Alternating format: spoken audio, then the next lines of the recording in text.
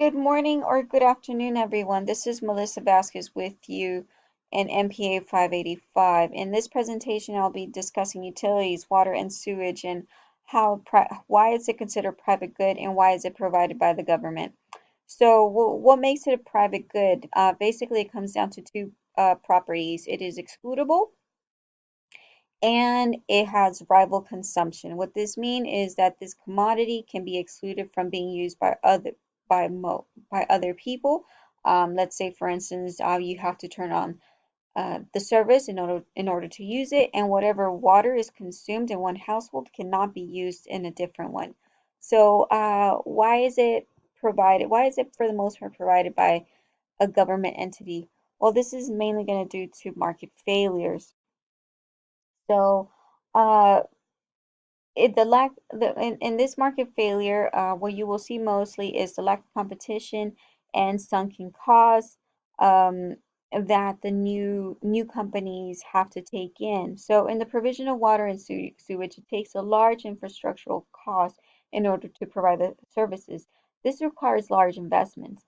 So what this basically means is that when there is no competition, the established company can provide more product for cheaper prices because it's able to do it in large batches, which means that they can provide the water for a much lower price than the new guy who is not able to compete because it takes, first of all, it takes them large amounts of investments in order to become established like the big guy.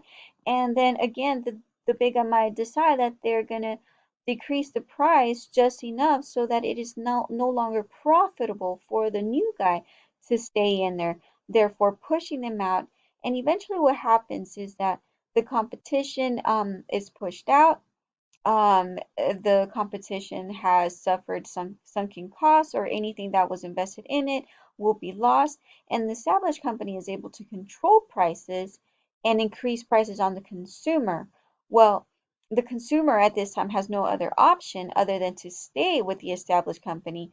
And in this kind of event, this is when government comes in and takes over the production of water because it is able to produce it in large quantities and maintain prices low enough so that the consumer can pay, or so that the government can pay for the operational costs without making much profit. This is called a zero-point profit.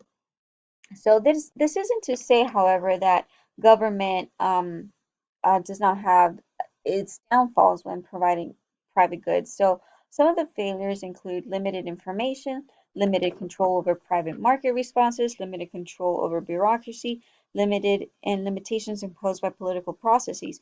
So, for instance, let's take for water, going back to water and sewage. So, research, let's say that it's having new pathogens associated with the operations of water and sewage. So the government does not have or is not at the forefront of conducting this research. So it would be hindered the responses would be hindered because it's not able to produce or is not able to understand this kind of information. This goes back to limited information and understanding the type of product or understanding the type of commodity.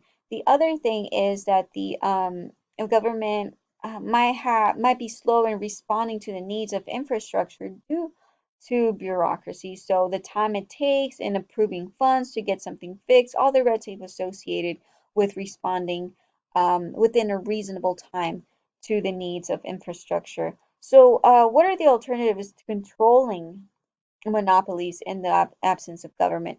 Well, like we discussed earlier, the main issue with natural monopolies is the potential of charging really high prices and having no other competition in order for the consumer to be able to pick out what is best for them. So regulations would be in order to control the prices or the spikes in prices.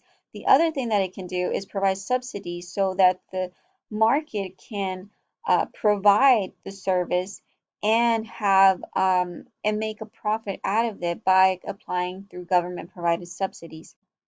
So what is the future for water and sewage? So as it turns out, there's a lot of movement towards privatization. One example is the Philadelphia Suburban Company, who is pretty much one of the major U.S. water companies in the U.S.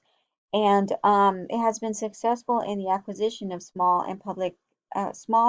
public and private systems. So some more research has been done in that privatization of the small and medium sizes is actually advantageous to them because it is able to better respond to pressures of population growth when it comes to meeting the demands of quality and health standards.